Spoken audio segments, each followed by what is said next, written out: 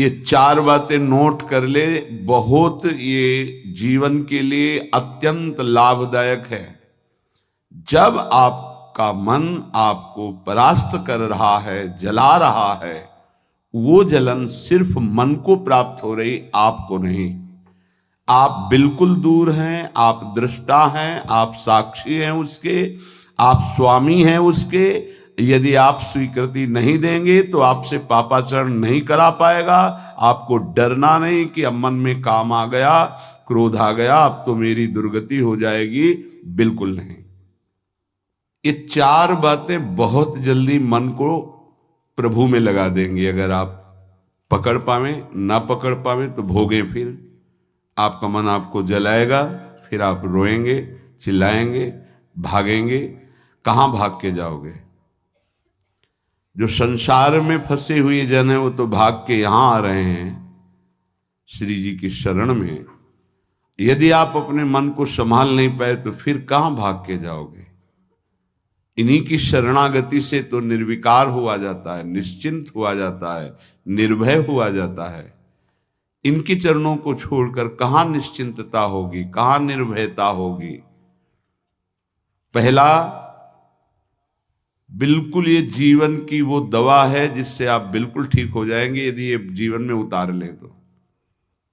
हृदय में लिख लो, दिमाग में लिख लो, किसी नोटबुक में लिख लो, जो आप रोज स्वाध्याय करें।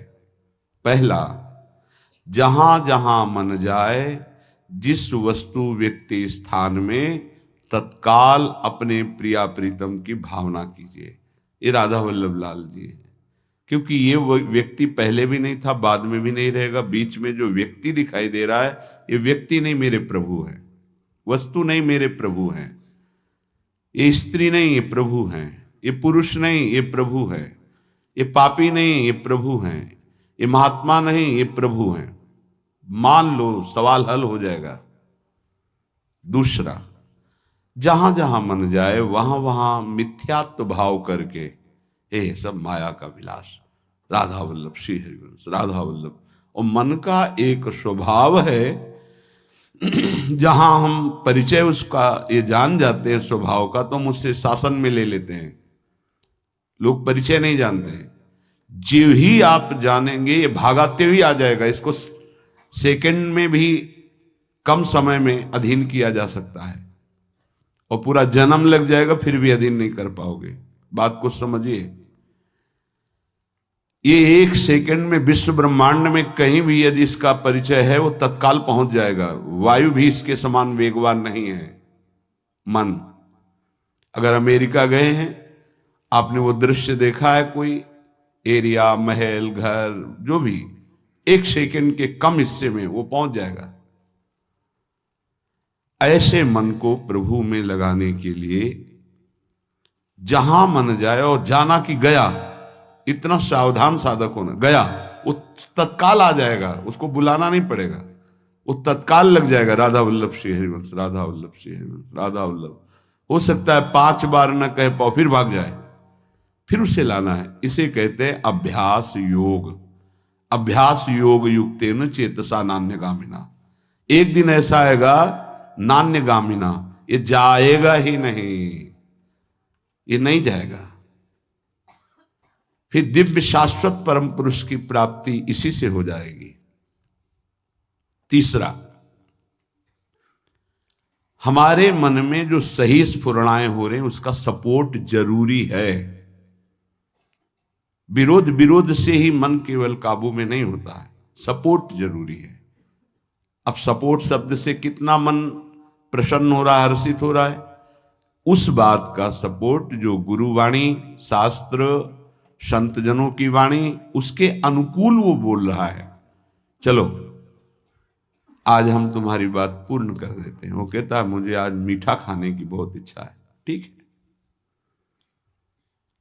हम श्री जी को भोग पधराते हैं, नाम कीर्तन करते हैं, आचमन कराते हैं, फिर उसको पा लेते हैं।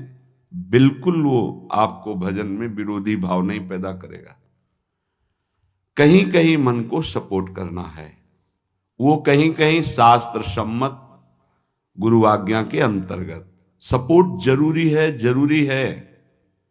बिल्कुल विश्वास मानिए, ये 4 बातें जो बता रहे हैं ये जीवन की धरोहर है जो आपको दे रहे हैं। चौथी बात, जो शास्त्र विरुद्ध दोष वाली सलाह दे रहा है, बिल्कुल नहीं, बिल्कुल नहीं, बिल्कुल नहीं। जैसे वो जरूरी है सपोर्ट, ऐसे बिल्कुल सपोर्ट नहीं, बिल्कुल सपोर्ट नहीं, बिल्कुल नहीं। अब वो आपको जलाएगा। जैसे सपोर्ट शब्द से हर्षित हो गया, ऐसे बिल्कुल नहीं शब्द से वो शोकित हो जाएगा। अब आपको उदास कर देगा। जब उदास वो होगा तो आप उदास हो जाएंगे, कहीं मन नहीं लगेगा।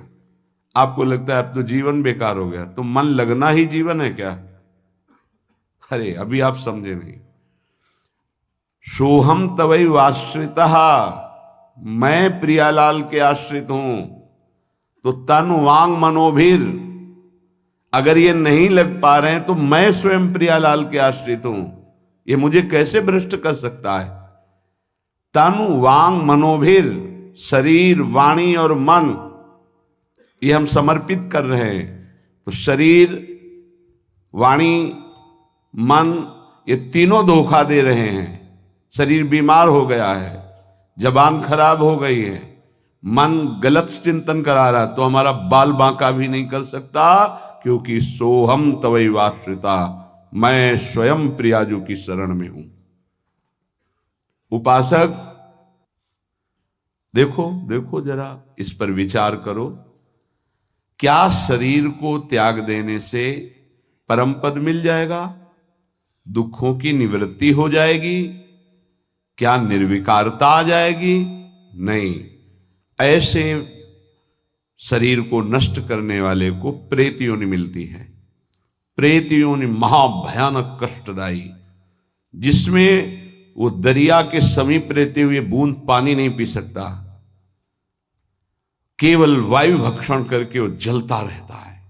कितने समय तक इसकी कोई सीमा नहीं है, युग युग बीत सकते हैं। ये मन जिसको तुमने अपना माना, कितनी दुर्गति का रास्ता चयन करा दिया। उपासक मस्ती सीखे। अरे चाहे गृहस्थ हो या विरक्त हो, भगवद आश्रित मस्त रहना सीखो। सदा रहो अलमस्त, नाम की धुन में हो जा मत वाला। निरंतर नाम, क्या फर्क पड़ता है मन सही है या गलत, क्या फर्क पड़ता है? क्यों? क्योंकि मैं स्वयं प्रभु के आश्रित हूं। मैं सच्चिदानंद का सच्चिदानंद अंश हूं। ना मैं कभी दूषित था, न दूषित हूं, न दूषित रहूंगा, और ना सृष्टि में किसी की सामर्थ्य है कि मुझे दूषित कर सके। इंद्रियां दूषित हो सकती हैं, मन दूषित हो सकता है, क्रिया दूषित हो सकती है। अब हम प्रभु के बल से इन इंद्रिय, मन और शरीर के दोषों का नाश करूंगा, ना कि इनके अनुसार चलूंगा। ये उपासक का स्वरूप है।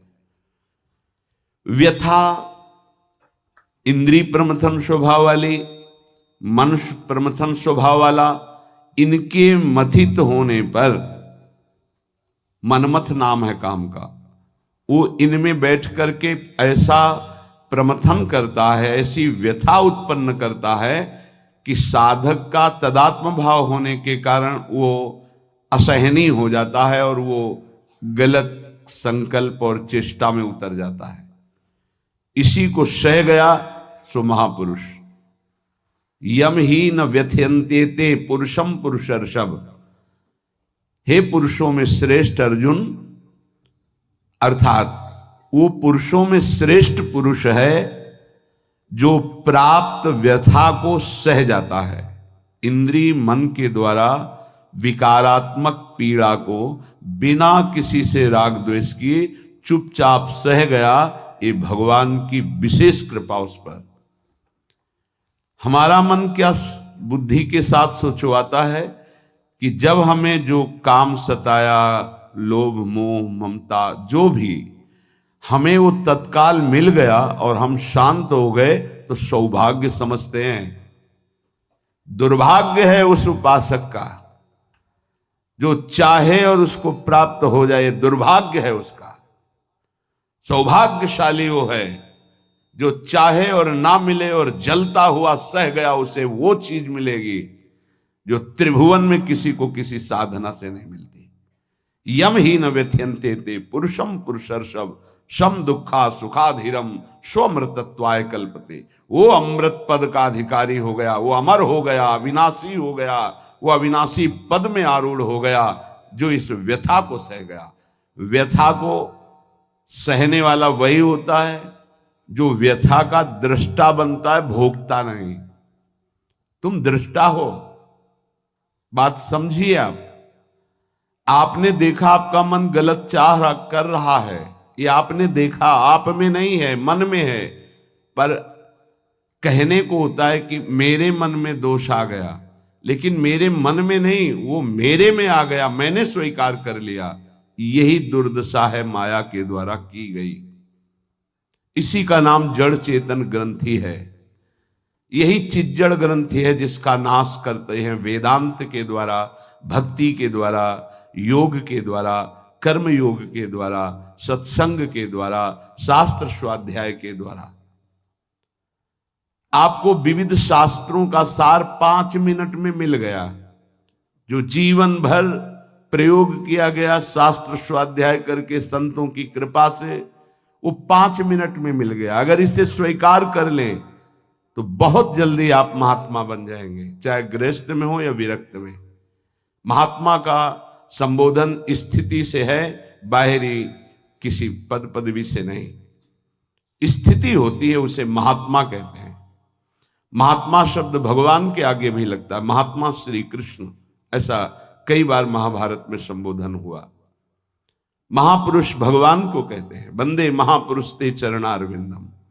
जो भगवान में तन्मय हो गया वो महात्मा, जो भगवान में भगवत भाव को प्राप्त कर लिया वो महापुरुष, अर्थात भगवान और भगवान के जनों में अभेद स्थिति हो जाती है। अगर ये आज जो चर्चा हो रही इसको आप अपने जीवन में नहीं धारण कर पा रहे तो दुर्भाग्य है, जलोगे, रोगे, परेशान कर देगा तुम्हें मन। इसको बहुत बार सुनना। एक एक शब्द ये अमृत है, ये जीवन का सार हम आपको बता रहे हैं। मन से लड़ने की ये युक्तियां हैं जिससे साधु अपने मन को भगवान में लगाकर शांत करता है। जब हमारा मन भगवन्मय होने लगता है तो उसमें भाव का प्रादुर्भाव हो जाता है। फिर ये जो अभाव है इसी से कामनाएं प्रकट होती हैं। शब्द को पकड़ना, मन में सुख का अभाव ही भोगों की कामना पैदा करता है। मन में भगवत भाव ही निर्विकारता की स्थिति प्रदान करता है। जब आप इन 4 सूत्रों का प्रयोग करके मन को भाव में ले आएंगे तो यही मन जो आपको रुलाता है यही नचा देगा।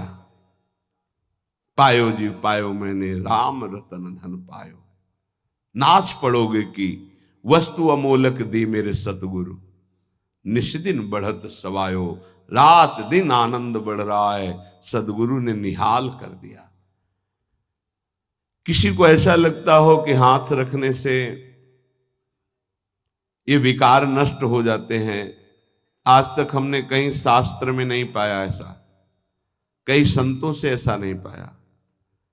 सबने उपदेश दे करके, कृपा शक्ति दे करके साधन में लगाया और उसको परिपक्व किया, उपासक को बलवान बनाया। अगर ये आशीर्वाद से होता तो उपदेश ना देकर सबके हाथ माथे पे रख देते, भगवान सबका मंगल करें, सब निर्विकार हो जाएं। कभी ऐसा नहीं हुआ है, ना ऐसा हो सकता है। हम जब संतों के वचन पर श्रद्धा करते हैं और उसको स्वीकार करके आचरण में लाते हैं तो वही आशीर्वाद हो गया कि हमारा पुरुषार्थ सार्थक हो गया। हमारा प्रयत्न गुरुदेव के वचनों के अनुसार, प्रयत्न की शक्ति गुरु कृपा, तो आगे जो भक्ति का रंग वो गुरु कृपा, मोक्ष जो वो गुरु कृपा, भगवत साक्षात्कार गुरु कृपा। पर उसमें हमारी पूरी शक्ति उनकी आज्ञा पालन में लगी है, इसीलिए प्रधान कृपा हमारी हुई। हम प्रधान कृपा अपने ऊपर नहीं करते, और तो सहायक कृपा सब है। भगवान की कृपा मानव देह मिला, सत्संग मिल रहा है। गुरु की कृपा स्वीकार किया, मंत्र दिया, नाम दिया, उपदेश कर रहे हैं। शास्त्र कृपा हमें सुलभ मार्ग, भगवत मार्ग, उससे नाना प्रकार के बचाव पक्ष की बातें, उसमें आसक्त होने की बातें दोनों बताई गई। परमार्थ में कैसे आसक्त हुआ जाता है, परमार्थ में कैसे बचा जाता है, शास्त्र कृपा भी है। अपनी कृपा हम नहीं कर पा रहे हैं। अपनी कृपा, अब हमको इस संसार समुद्र से मुक्त होना है, डूबना नहीं, इसमें पार जाना है। अब मुझे वही करना है जो मेरे गुरुदेव कहते हैं, शास्त्र कहता है। अब इसके विपरीत नहीं, ये अपने ऊपर कृपा हो गई। कोई बिरला समझ पाता है गुरु कृपा को।